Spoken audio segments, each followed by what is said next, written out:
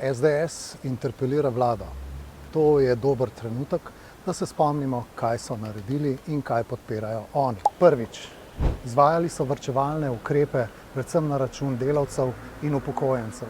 Drugič, brezsramno podpirajo skrajno desnico, ki po ulicah lovi tujce in paradira z neonacističnimi simboli. Res, fantje, hvala vam, ne vem, koliko vas je. Vidim, da imate ful dobre odzive na socialnih omrežjih. Top, res. Tretjič, napadajo novinarje in obračunavajo z mediji.